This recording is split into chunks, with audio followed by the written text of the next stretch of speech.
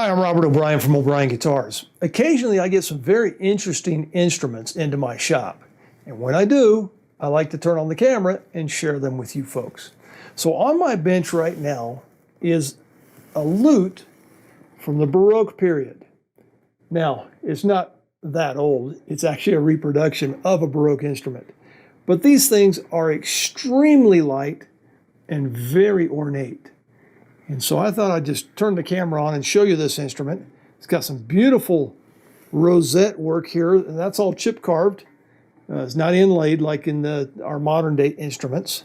The top is so thin that it's deforming a little bit. That's the way these old instruments were made, so they would deform a little bit. The bridge was always towards the rear back here. It's got a missing fret. The fret here is bone, and it's very small. The other frets are gut frets, and they were made so that you could adjust them to the tuning. That way, if you were playing ensemble work, you could everybody could tune up depending on what frequency you're in.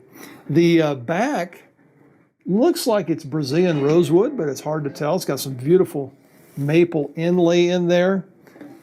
The strip around the back here too, beautiful maple stripes, inlays. It's got a little, looks like almost ivory right here on the top. What really attracted my attention to this instrument was the beautiful scroll work here on the back. That is just amazing what they've done here with the scroll work in the peg box there.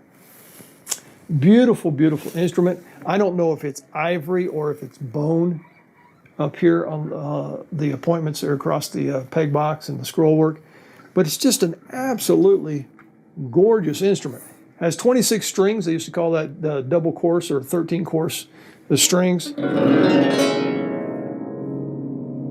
this thing just keeps vibrating and vibrating and vibrating. Very, very interesting instrument. So I thought I'd turn it on and share it with you here. I also have a few more I'm going to show you here. A couple other instruments that came in with this client. This next instrument is what is known as a Theorbo. And you can think of this as the bass player in the lute orchestra there, if you will.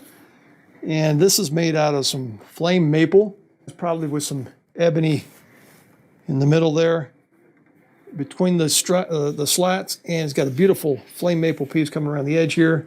Looks like an ebony bridge with a couple of ivory pieces on the corners there. Once again, a beautifully done rosette there, all chipped carved.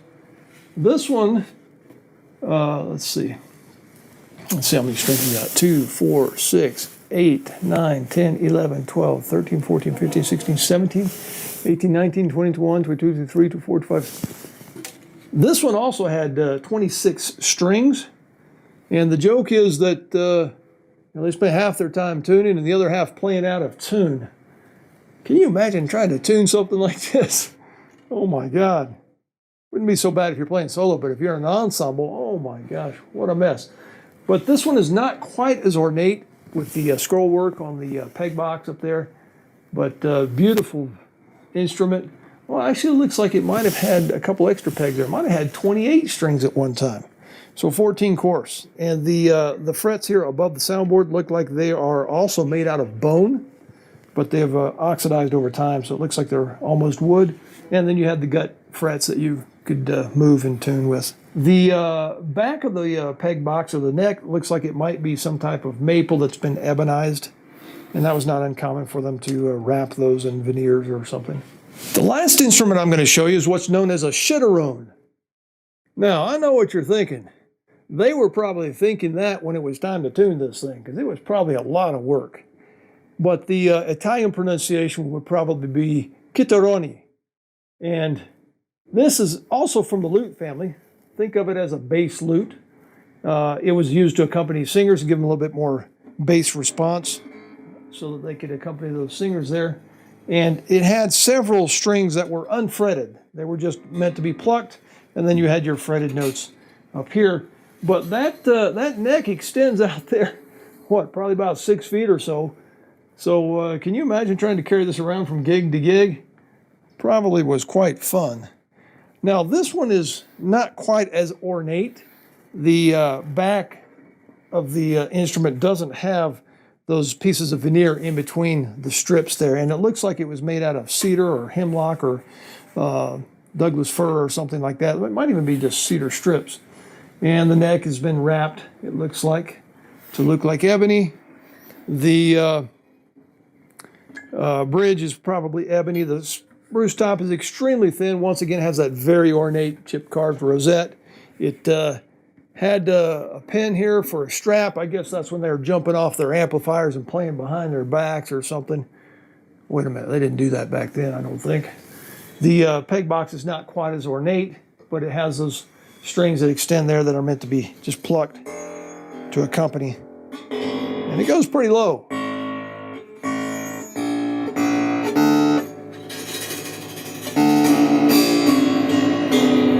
These instruments are extremely light, and very fragile, but wonderful to see these things come into the shop. This one came in because it's got a crack right in front of the rosette there, and it's starting to travel towards the neck, so we're going to try and repair that. But wonderful, wonderful instruments. So I thought I'd share them with you. I always appreciate good craftsmanship, and these instruments exhibit good craftsmanship, so I thought I'd share them with you. Happy building.